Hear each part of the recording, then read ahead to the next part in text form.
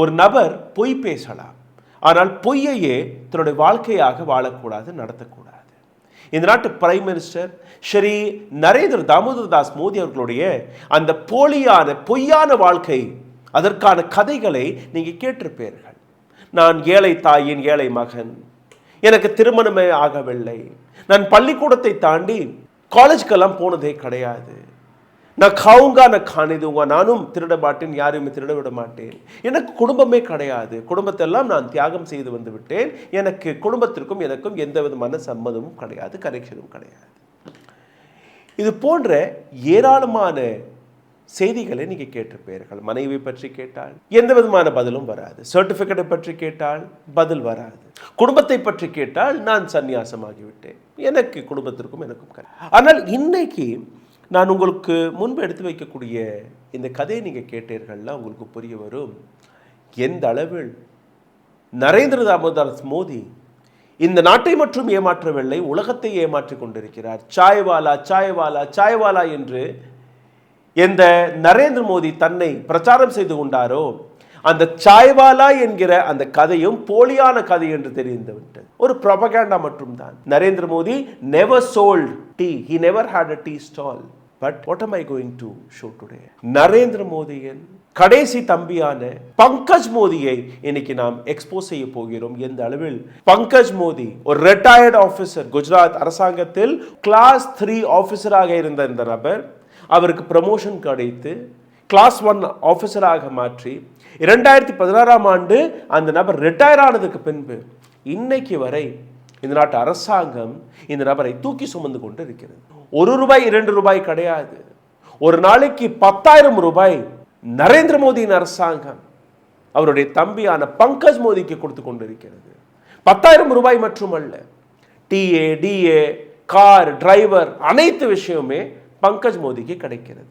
எதற்காக, என்ன செய்தார், எதற்காக இந்த நாட்டு அரசாங்கம் டாக்ஸ் பேயர்களுடைய பணத்தை வைத்து அவருக்கு மாதம் 3 லட்சம் ரூபாய் பிளஸ் மற்ற சலுகைகளை கொடுக்க வேண்டும், அனைத்துமே இந்த பதிவில் நீங்கள் பார்க்க போறீர்கள். அதனால் இந்த வீடியோவை கடைசி வரை பாருங்கள். இந்த வீடியோவை நிச்சயமாக இவர்கள் தடுத்து நிறுத்தி பார்ப்பார்கள். ஏன்னா நரேந்திர மோடி அவருடைய தம்பியோடைய கதையாச்சு, எப்படி வெளிவிடலாம்? இந்த வீடியோவை உடனுக்குடன் நீங்கள் டவுன்லோட் செய்து அல்ல இந்த வீடியோடைய லிங்கை உங்களுடைய வாட்ஸ்அப், உங்களுடைய ஃபேஸ்புக், உங்களுடைய இன்ஸ்டாகிராம் அல்ல யூடியூப் வைத்திருந்தீர்கள்னா அதிலும் நீங்கள் போட்டு விடுங்கள். எந்த விதமான எதிர்ப்பும் எங்கள் தரப்பிலிருந்து வராது. இந்த வீடியோவை ஏராளமான நபர்களிடம் எடுத்துச் செல்வதற்கான இன்னொரு வழியும் நான் உங்களுக்கு எடுத்து காட்டுகிறேன்.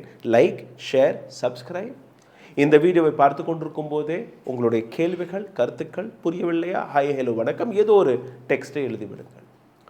அருகில் இருக்கக்கூடிய QR கோட், பொருளாதார ரீதியாக எங்களை சப்போர்ட் செய்ய நினைக்கக்கூடிய நபர்கள் அதையும் செய்யலாம். சரி, இந்த வீடியோவில் உங்களை கூட்டிச் செல்வதற்கு முன்பு ஒரு கதையுடன் உங்களை கூட்டிச் செல்கிறேன். கனெக்ட் செய்து பார்க்கலாம் யாரை பற்றி நான் பேசுகிறேன் என்று. குஜராத்தில் இருக்கக்கூடிய ஒரு ஃபோக் கதை.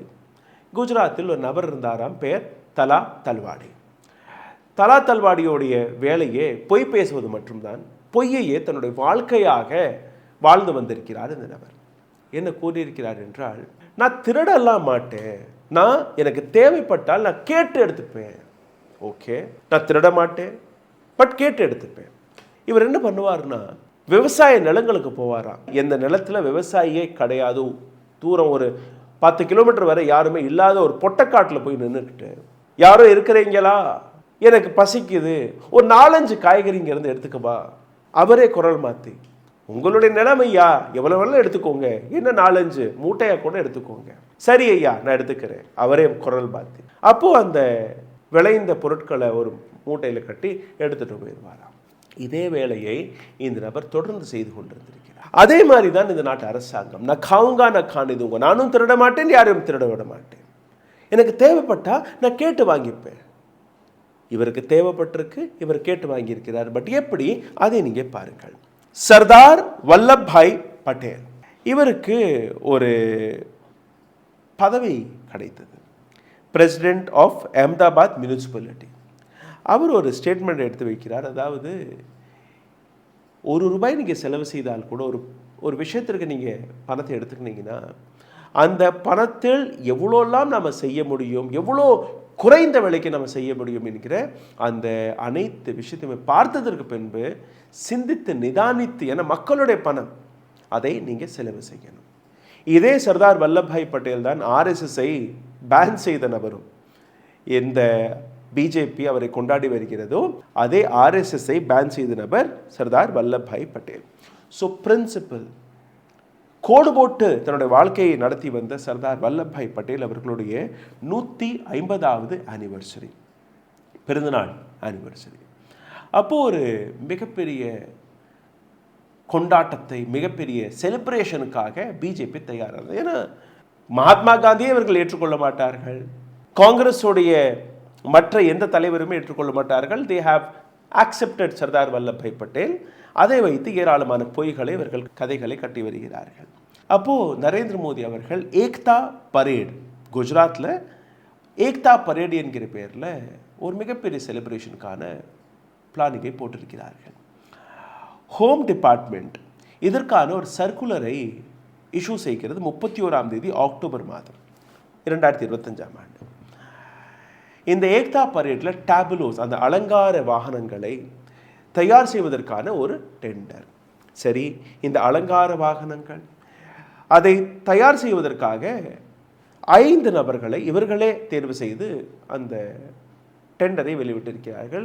யாரெல்லாம் இந்த அலங்கார வாகனங்களை தயார் செய்ய நினைக்கிறீர்களோ இந்த 5 நிறுவனங்கள், இந்த 5 நிறுவனங்கள்கிட்ட மட்டுமே நீங்கள் இந்த வாகனங்களை தயார் செய்து கொள்ளலாம். எந்த டெண்டரும் இல்லை, எந்த டிரான்ஸ்பரன்சியும் கிடையாது, எந்த விதமான பெட்டிங்கும் கிடையாது, எந்த விதமான லோ பிட்டர் அதுவும் கிடையாது. But government had picked 5 companies. யாரெல்லாம் இந்த companies? Life pixel technology, Siddheshwara Kanuka, Visha Kanuka, Sushant Ketkar மற்றும் ஸ்மார்ட் கிராஃப் ஆர்ட் அட்வர்டைசிங். பேர் இன்னமும் 5 கம்பெனிகளாக இருக்கிறது. ஆனால் நீங்கள் உள்ளுக்குள்ளே இறங்கி பார்த்தீர்கள்னா இந்த 5 கம்பெனிகளுமே ஒன்றுக்குள் ஒன்றாக இணைந்திருக்கிறது. முக்கியமாக நீங்கள் பாருங்கள், இந்த 2வது நம்பரில் இருக்கக்கூடிய சுதேஸ்வர் கானுகா மற்றும் 3வது இடத்தில் இருக்கக்கூடிய விஷா கானுகா 2 பேருமே கணவர் மனைவி இந்த பட்டியலில் இருக்கிறார்கள். சரி, இப்போ டெண்டர் வெளியில் வந்துடுச்சு. எப்படி இந்த 5 நபர்கள் நீங்கள் தேர்வு செய்தீர்கள் என்று கேட்டபோது, கன்சிடரிங் த பியூசிட்டி ஆஃப் டைம், நேரத்தின் பற்றாக்குறையால் திடீர் என்று இந்த முடிவை நாங்கள் எடுத்து வருகிறோம், அதனால் இந்த 5 பேரை நாங்கள் சஜஸ்ட் செய்தோம். ஓகே, 150வது வருடம் சர்தார் வல்லபாய் பட்டேலுடைய பிறந்தநாள். ஏதோ நேச்சுரல் கிளைமேட்டி, திடீர் புயல் வரலை, திடீர் ஏதோ அழிவு வரலை, சுனாமி வரலை, பூகம்பம் வரலை, அந்த மாதிரி வந்துடுச்சுன்னா ஏதோ ஒரு நேச்சுரல் கிளைமேட்டி, திடீர்னு அரசாங்கம் ஒரு முடிவு எடுக்கிறதுன்னு சொல்லலாம். பட் இந்த இடத்துல எந்த விதமான அர்ஜென்சியும் இல்லாத பட்சத்திலும் இந்த ப்ரொசீஜரை நீங்கள் நடத்தியிருக்கிறீர்கள். ஓகே, இந்த 5 நபர்களில் 2 பேர் கணவர் மனைவி, மீதம் இருக்கக்கூடிய நபர்களுடைய கனெக்ஷனும் ஒருத்தருக்கு ஒருத்தர் இருக்குது, ஒரே குடும்பத்தை சார்ந்த கம்பெனிகள். இப்போது இதே குஜராத் அரசாங்கம் 29ஆம் தேதி அக்டோபர் மாதம் இன்னொரு சர்க்குலரை வெளியிடுகிறார்கள். ஹோம் டிபார்ட்மெண்ட் இதே 31ஆம் தேதி ஒரு சர்க்குலர், 29ஆம் தேதி இன்னொரு சர்க்குலர், முதல்ல ஒரு சர்க்குலரை வெளியிடுகிறார்கள். இந்த சர்க்குலரை நீங்கள் படித்து பார்த்தீர்கள்னா, for the work of these 5 tableaus, Shri Pankaj Modi is being included in the selection committee. The finalization of tableaus will be done only by Pankaj Modi. He is the expert. 2 நாட்களுக்கு முன்பு இந்த circular வருது. அந்த சர்க்குலரில் பங்கஜ் மோடியோடைய பேர் இடம்படுகிறது. பங்கஜ் மோடி தான் இந்த டேப்லோக்களுக்கான முடிவெடுக்கக்கூடிய கடைசி authority. அவரோட கையெழுத்தால் தான் இந்த டேப்லோக்கள் தயாராகும், அவர்களுக்கு தான் இந்த டெண்டர் போகும். ஓகே, இப்போது நரேந்திர மோடியுடைய அந்த குணத்தை பாருங்கள். தொட்டதற்கெல்லாம் காந்தி, நேரு, இந்திரா காந்தி, நாட்டில் என்ன நடந்தாலும் அதற்கான குற்றவாளி நேரு. குடும்ப அரசியல் டார்கெட் செய்வது. தமிழ்நாட்டிற்கு வந்தால் டிஎம்கேவை டார்கெட் செய்வது, பீகாருக்கு போனால் லாலு பிரசாதோட குடும்பத்தை டார்கெட் செய்வது, வெஸ்ட் பெங்காலுக்கு போனால் மம்தா பானர்ஜிக்கு திருமணமே ஆகவில்லை. உங்கள் போன்று பொய்யெல்லாம் அவர் பேசலை.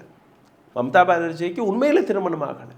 ஆனால் Mamata Banerjee has been targeted. இப்போ ஒட்டுமொத்த பிஜேபியோடைய மனநிலையை நீங்கள் பாருங்கள். அமித்ஷாவிலிருந்து தொடங்கி அனுராக் டாக்கூர்லேருந்து தொடங்கி அனைத்து அரசியல்வாதிகள் அவர்களுடைய மகள்கள் எந்தெந்த இடத்துல இருக்கிறார்கள், எந்தெந்த பொசிஷன்களில் இருக்கிறார்கள் என்கிற ஏராளமான விஷயங்களை எடுத்து வைத்தால் கூட நரேந்திர மோடி மீது எந்த விதமான அலிகேஷனும் கிடையாது. அவர் சுத்தவாளி என்று ஒரு படத்தை பிஜேபி எடுத்து காட்டி வருகிறது. இன்னைக்கு அந்த படத்தை நாங்கள் உடைத்து வருகிறோம். பங்கஜ் மோடியுடைய பேரையும் இன்னைக்கு அதனால தான் நான் எடுக்கிறேன். ஏன்னா தொட்டதுக்கெல்லாம் நேரு, ராஜீவ்காந்தி, இந்திரா காந்தி என்று கூறக்கூடிய நரேந்திர மோடி, எம்கே ஸ்டாலின், மற்ற தலைவர்களுடைய பெயர்களை எடுக்கக்கூடிய நரேந்திர மோடி தன்னுடைய தம்பிக்கு எப்படி உதவி இருக்கிறார், தன்னுடைய குடும்பத்திற்கு எப்படி உதவி இருக்கிறார், அதை நீங்கள் பார்க்கணும். இந்த சர்க்குலரில் இன்னொரு வித்தியாசமான விஷயம் இருந்தது. பங்கஜ் மோடி அவர்களுக்கு இந்த நாட்டு அரசாங்கம் 10,000 ரூபாய் ஒவ்வொரு நாளும் கொடுக்கணுமா. Every day he will get 10,000 rupees as salary. TA DA, vehicle, மற்ற அரசு சப்போர்ட் அனைத்துமே அவருக்கு கிடைக்கணும். October 25 deputy secretary of government of India issued this circular. மத்திய அரசாங்கம், சென்ட்ரல் கவர்மெண்ட் இந்த சர்க்குலரை வெளிவிடுகிறது. சரி, அவர் எக்ஸ்பர்ட்டாக இருக்கலாமியா, பிரமாதமான ஒரு நபர், அவருடைய எக்ஸ்பர்டீஸ் இந்த டேப்லூங்கிற விஷயத்தில் இருக்குது, அலங்கார வாகனங்களில் இருக்குது, அதனால் அவர் தேர்வு செய்திருக்கிறார். அப்படி இருந்தால் கூட பிரச்சனைகள் இல்லை. Just because he is Narendra Modi's brother, if you do this then we will question you. Now what happened? You check this. Pankaj Modi is the real brother, blood relationship of Narendra Modi. 11 March மாதம் 1981 class 3 ஆஃபீஸராக information டிபார்ட்மெண்ட்டில் பணியில் இணைகிறார் பங்கஜ் மோடி. இவருடன் இன்னும் 2 பேர் சேர்கிறார்கள். அதே நாள் மார்ச் மாதம் 11 1981 ஸ்ரீ எம்எம் போப்படியா மற்றும் ஸ்ரீ ஜிஎம் தாமோர். இந்த 2 நபர்களுமே எஸ்டி கேட்டகரியில், ஸ்கெட்யூல் ட்ரைப் அந்த கேட்டகரியில் சேர்கிறார்கள். அப்போ அவர்களுக்கு ப்ரமோஷனும் சீக்கிரமாக கிடைத்திருக்கணும். ஆனால் இங்கே கிடைக்கவில்லை. எம்எம் போப்படியா மற்றும் ஜிஎம் டாமோர் 2 பேருக்குமே இதுவரை கிளாஸ் 1 ஆஃபீஸருக்கான எந்த விதமான ரேங்கிங்கும் கிடைக்கவில்லை. அவர்கள் ரிட்டையரும் வீட்டுக்கு போயிட்டார்கள். அல்ல, அந்த வருடத்தில் சேர்ந்த அனைத்து கிளாஸ் 3 ஆஃபீஸர்களில் யாருமே ஒரு நபர் கூட கிளாஸ் 1 ஆஃபீஸராக ப்ரமோட் செய்யவில்லை. Only Pankaj Modi, who's prime minister's youngest brother, அவர் மட்டும் கிளாஸ் 1 ஆஃபீஸராக ப்ரமோட் செய்யப்படுகிறார். ஏப்ரல் 17 2003 முதல் முறையாக கிளாஸ் 3 ஆஃபீஸருடைய அந்த ஹையஸ்ட் ரேங்க், ஏன்னா 2003 நரேந்திர மோடி அவர்கள் சீஃப் மினிஸ்டராக பதவியேற்றாராம். சீஃப் மினிஸ்டராக பதவியேற்ற உடனேயே அவருடைய தம்பிக்கு ஒரு ப்ரமோஷன் கிடைக்கிறது, கிளாஸ் 3 ஆஃபீஸில் இருக்கக்கூடிய உயர் பதவி. ஓகே, இப்போது குஜராத் அரசாங்கத்துடைய சிவில் சர்வீஸ் கிளாசிஃபிகேஷன் இதை நீங்கள் பார்த்தீர்கள்னா, ஒரு நபர் கிளாஸ் 3 ஆஃபீஸர்லேருந்து கிளாஸ் 2 ஆஃபீஸராக அடுத்த அவருக்கு ப்ரமோஷன் கிடைப்பதற்காக 8 ஆண்டுகள் அவர் அந்த பதவியிலே இருக்கணும். இங்கே 6வது ஆண்டு 2003 சேர்கிறார். 2008 அவருக்கு 2வது ப்ரமோஷனும் கிடைக்கும். From class 3 officer he becomes class 2 officer. Okay, class 2 ஆஃபீஸராக மாறியதற்கு பின்பு ரூல் நம்பர் 11 நீங்கள் பார்த்தீர்கள்னா, குறைஞ்சபட்சம் அடுத்த 8 ஆண்டுகள் அவர் அந்த இடத்துல வேலை பார்த்தால் மட்டுமே அவருக்கு கிளாஸ் 1 ஆஃபீஸராக உயர் பதவி கிடைக்கணும். அதன்படி நீங்கள் பார்த்தீர்கள்னா, இவர் கிளாஸ் 1 ஆஃபீஸராக பதவி ஏற்பதற்கு 2014 வரை இவர் வெயிட் பண்ணியிருக்கணும். பட் அதுவும் நடக்கவில்லை. he had become again class 1 officer. Now in 2016 2016 Pankaj மோடிக்கு ரிட்டையர்மெண்ட் கிடைக்கிறது as class 1 officer from information department. அவருடன் சேர்ந்த மற்ற யாருக்குமே இந்த கிளாஸ் 1 ஆஃபீஸர் கிடைக்கவில்லை. ஏன்னா இப்போ அண்ணன் பிரைம் மினிஸ்டராக வேற பதவியேற்றுட்டார். சரி, இதுக்கப்புறம் தான் ஒட்டுமொத்த மேஜிக்கே நடக்கிறது. அந்த மேஜிக்கை நீங்கள் பாருங்கள். 2016 இவர் ரிட்டையர் ஆகிறாரு. ரிட்டையர் ஆனதுக்கப்புறம் அந்த இடத்துல வேறொரு அதிகாரி ப்ரமோஷன் ஆகி அந்த இடத்துல வராத பட்சத்தில் அல்ல அவருக்கு ரீப்ளேஸ்மெண்ட் யாருமே இல்லாத பட்சத்தில் ஒரு நபருக்கு எக்ஸ்டென்ஷன் கிடைக்கும், 6 மாதத்திற்கான எக்ஸ்டென்ஷன் கிடைக்கும். அந்த நபரையை வைத்து வேலையை வாங்கலாம், இன்னொரு நபருக்கு ப்ரமோஷன் கொடுத்து அந்த இடத்துல கொண்டு வருவதற்குள். அந்த இடத்துல ப்ரமோஷன் வந்து லைனில் காத்து கொண்டிருக்கக்கூடிய ஏராளமான நபர்கள் இருந்திருக்கிறார்கள். ஆனால் இவருக்கு ஒரு எக்ஸ்டென்ஷன் கிடைக்கிறது. 6 மாதத்திற்கு ஒரு முறை எக்ஸ்டென்ஷன் கொடுக்கலாம், 2 வரை நீங்கள் அந்த மாதிரி பண்ணலாம். அதாவது 1 வருஷத்துக்கு நீங்கள் எக்ஸ்டென்ஷனை எடுத்துக்கொள்ளலாம். 2016 அவர் ரிட்டையர் ஆகிறார். மேக்ஸிமம் 2017 அந்த நபருக்கு எதிராக இன்னொரு நபரை கொண்டுட்டு வந்து அவரை நீங்கள் வீட்டுக்கு அனுப்பியிருக்கணும். பட் 2016 ஆண்டிலிருந்து இப்போ ஒரு சில மாதங்கள் வரை இவர் அதே பதவியில் இருக்கிறார். எக்ஸ்டென்ஷன் 6 மாதத்திற்கு ஒரு முறை அவருக்கு எக்ஸ்டென்ஷன் கிடைக்கிறது, சம்பளம் வருது, மற்ற வருமானங்கள் வருது, புதிய salary ஹைக்கான அதுவும் அவருக்கு போய் சேர்க்கிறது. அதாவது he is the permanent officer in that position. A person who got retired in 2016 until 2025 end, he was on the same position. Nobody can replace him just because he is Prime Minister's brother. And no Godi media will question this also. இப்போ அங்கே இருக்கக்கூடிய பல அதிகாரிகள், என்னையா class 2ல இருந்தே நாங்கள் retire ஆகணுமா, எங்களுக்கு கொஞ்சம் அதிக பென்ஷன் வரக்கூடாதா?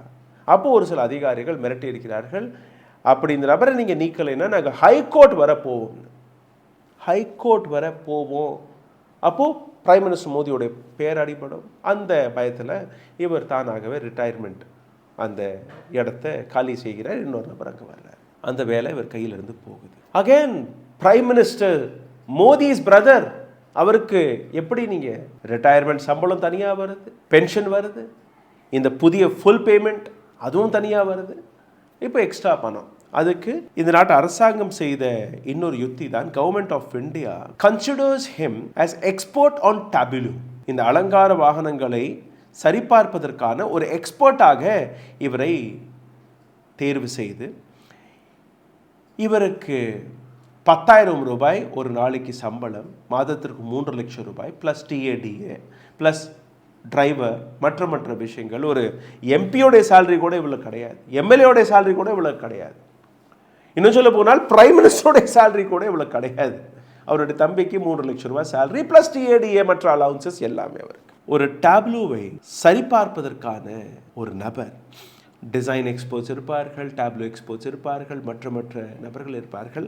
அவர்களெல்லாம் தாண்டி ஒரு நபரை நீங்கள் திடீர் என்று தேர்வு செய்கிறீர்கள். அந்த நபர் யாருன்னா ஒரு கிளாஸ் 3, அதுவும் இன்ஃபர்மேஷன் டிபார்ட்மெண்ட்டில் பணிபுரிந்த எந்த விதமான டிசைன் எக்ஸ்பர்ட் எல்லாம் இவர் கிடையாது. ஒரு இன்ஃபர்மேஷன் டிபார்ட்மெண்ட் குஜராத்தில் ஒரு கடைசி ஊழியராக போய் சேர்கிறார். அந்த கடைசி ஊழியராக இருக்கக்கூடிய பங்கஜ் மோடிக்கு நரேந்திர மோடி சீஃப் மினிஸ்டராக பதவியேற்ற உடனேயே அவருக்கு 2வது கிளாஸ் 2 ஆஃபீஸர், அதுக்கப்புறம் பிரைம் மினிஸ்டராக பதவியேற்ற உடனே கிளாஸ் 1 ஆஃபீஸர். ரிட்டையர் ஆனதுக்கப்புறம் கூட கிட்டத்தட்ட ஒரு 9 ஆண்டுகள் வரை அதே பதவியில் அவர் இருக்கிறார். யாராலுமே அவரை அசைக்க முடியவில்லை. மற்ற அதிகாரிகள் ஹைகோர்ட் வரை போக போகிறோம் என்று மிரட்டியதுக்கு பின்பு அவர் வெளியில் வர்றார். அதுக்கப்புறம் புதிய ஒரு ஸ்பேஸை கிரியேட் செய்து அவருக்கு 3 லட்சம் ரூபா மாதம் போகட்டும். யாருடைய பணம்? யார் அவர்? எனக்கு குடும்பம் கிடையாது, எனக்கு குழந்தை குட்டி கிடையாது. அப்போ இவர் யார் சார்? இவருடைய குழந்தைகள், நரேந்திர மோடியின் மற்ற குடும்பத்தினர்கள், அவர்களுக்கு லாபம் போயிருக்குமா இல்லையா? இஃப் திஸ் இஸ் நாட் பரிவார்வாத், இது குடும்ப அரசியல் இல்லை என்றால் வேற என்ன? நான் சுத்தி வளைத்து பேச வரவில்லை. நேரடியாக நரேந்திர மோடியின் கடைசி தம்பியான பங்கஜ் மோடிக்கு நரேந்திர மோடி வழியாக வந்த லாபங்களை, அவருக்கு கிடைத்த வேலை வாய்ப்பை உங்களுக்கு நான் எடுத்து வைத்து விட்டேன். இப்போ என்னுடைய ஒரு சில கேள்விகள், இந்த கேள்விகளை மிக ஆழமாக கேளுங்கள். ஏன்னா நாளைக்கு ஒரு ப்ரெஸ் மீட்டை வைத்து பிஜேபி இதற்கான விளக்கத்தை கொடுக்க பார்க்கும். பட் யூ ஷுட் ஆஸ்க், இந்த 5 கம்பெனிகளை நீங்கள் தேர்வு செய்தீர்கள் இல்லையா? எந்த அடிப்படையை வைத்து நீங்கள் தேர்வு செய்தீர்கள்? என்ன அவசரத்தில் நீங்கள் தேர்வு செய்தீர்கள்? எந்த டெண்டரும் கிடையாது, எந்த பப்ளிக் ஆர்டரும் கிடையாது. You just announce these 5 people. இந்த 5 நபர்களில் 2 பேர் கணவர் மனைவி. எப்படி அந்த கம்பெனி அவர்களுக்கு போனது? எப்படி இந்த ஆர்டர் அவர்களுக்கு போனது?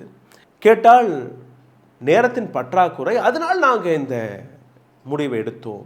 பட் வாட் இஸ் நேரத்திற்கு பற்றாக்குறை? என்ன, சுனாமி வந்துச்சா, புயல் அடிச்சிச்சா, பூகம்பம் வந்ததா, நேச்சுரல் கிளைமேட் எதுவும் நடந்துருச்சா? எதுவுமே கிடையாது. ப்ரீ பிளான்டாக இருக்கிறது. 150 ஆண்டுகளுடைய ஒரு மிகப்பெரிய திருவிழாவை நாங்கள் கொண்டாட போகிறோம், அவருடைய பிறந்தநாளை கொண்டாட போகிறோம். அது உங்களுக்கு தெரிந்த விஷயம் தானே. என்ன அவசரம்? கடைசியாக ஒரு 3rd கிளாஸ் ஆஃபீஸரை கிளாஸ் 1 ஆஃபீஸராக வளர்த்து, அந்த கிளாஸ் 1 ஆஃபீஸர் 2016ஆம் ஆண்டிலிருந்து 2025ஆம் ஆண்டு வரை அதே பதவியில் அமர்ந்திருக்கிறார். அந்த வேலை போனதுக்கு அப்புறம் திடீர்னு அவரை டேபுலோ ஆஃபீஸராக நீங்கள் அறிவிக்கிறீர்கள். டிசைனை பற்றி 0, டேப்லோவை பற்றி 0, இந்த செக்டரை பற்றி 0 இருக்கக்கூடிய இந்த நபர் கையில் ஒட்டுமொத்த பொறுப்பை ஒப்படைத்திருக்கிறீர்கள். அவர்தான் கடைசி authority. It seems. Can BJP members, can சங்கிகள், or can government of India explain me to these questions? How did Pankaj Modi got all the facilities from Gujarat government and now from the central government of India? In what position, in what authority this man got everything? And this is the direct question to Narendra Modi. நன்றி, வணக்கம். ஊடகம் corporate அரசியல்வாதிகளின் கைப்பாவையாக, அடிமைகளாக இருந்தது போதும். இனி சாட்டை எடுத்து சுழற்றும் நேரம் வந்துவிட்டது. ஊடகம் பொதுமக்களாகிய உங்களுக்காக, உங்களாலேயே இயக்கப்பட வேண்டும். ஊடக சுதந்திரத்திற்காக உங்களின் பங்களிப்பை இன்றே அளித்திடுங்கள்.